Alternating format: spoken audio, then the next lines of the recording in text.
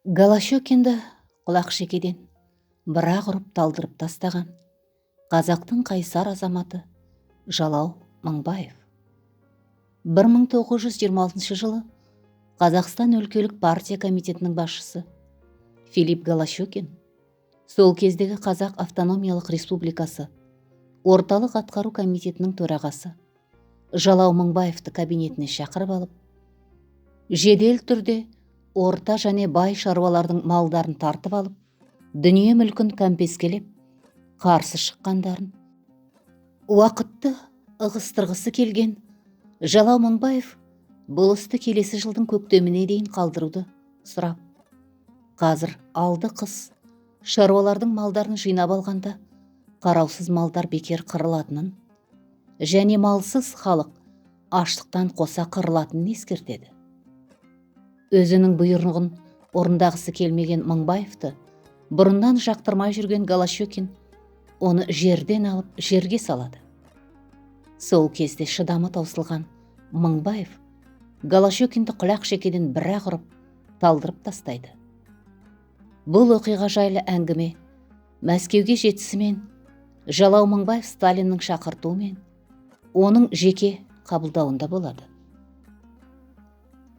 Сталиннің кабинетінде отырып кешірім сұраудың орнына оның бетіне тік қарап, республиканы ақымақ Голощекиннен басқа басқаратын адам жоқ па деп оған қарсы сұрақ қояды. Жалау Мыңбаев 1892 жылы бұрынғы Адай уезі Құнан орыс ауылында дүниеге келген.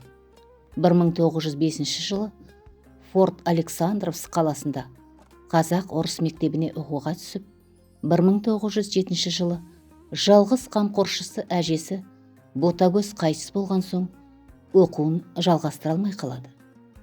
Сонан соң тұз өңдеу кәсіпорнында жұмыс істеп жүрген Жалауды Ресей патшасының билігін құлатқан ақпан төңкерісінен кейін Адай ақсақалдары өздерінің Түркістан автономиясын қолдайтындығын жеткізу үшін оны Қоқан қаласына жібереді.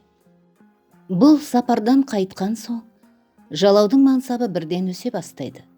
Өзінің туған жерінде бір қатар жауапты қызметтер атқарады.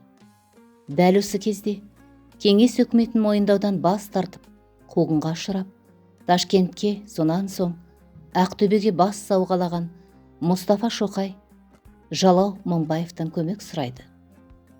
Өзінің қызметімен жеке басының қауіпсіздігін қатерге тігіп, Мұстафа Шоқайдың Каспий теңізі арқылы Бакуге қашуына жол ашып береді.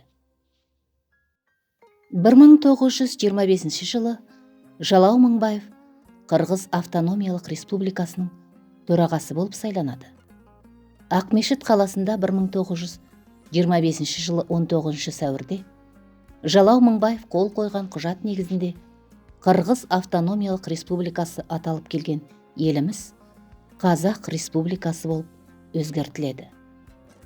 Астанасы Орынбордан Ақмешітке көшіріліп, Ақмешіт атауы Қызылорда болып бекітіледі. Халқының тұрмыс тіршілігі мен мәдениетін көтеру үшін жан аямаған Жалау Мыңбаев қазақ мәдениетін, музыкасын зерттеуші Затаевичке барынша көмек береді. Оған Ақтан, Ақбөбек, Жуас қоңыр, Қараторғай сияқты әндерге тапсырыс береді. Сондай-ақ 1925 жылы Қызылорда қаласында Наурыз тойын тұңғыш рет ұлттық мереке ретінде тойлануына мүмкіндік береді. 1927 жылы Мыңбаевтың үстінен қылмыстық іс қозғалып, жеке басын тергеп, тексеру нәтижесінде ештеңе таба алмаған соң, оны Орал облыстық атқару комитетіне басшылыққа жібереді.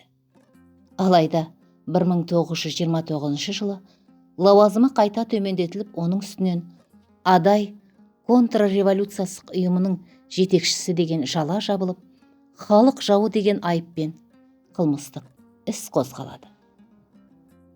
Осы кезде жығылғанға жұдырық үстіне жалғыз ұлы Ескендір мезгілсіз қаза болады. Осы ауыртпалықтың барлығын бірдей қабылдай алмаған Жалау Мыңбаев 1929 жылы 37 жасында көз жұмады. бүгінде батыл әрі ержүрек, елін сүйген қазақ баласының алып ескерткіші Ақтау қаласының орталығында Каспий теңізінің үстіңгі жағалауына тұрғызылған.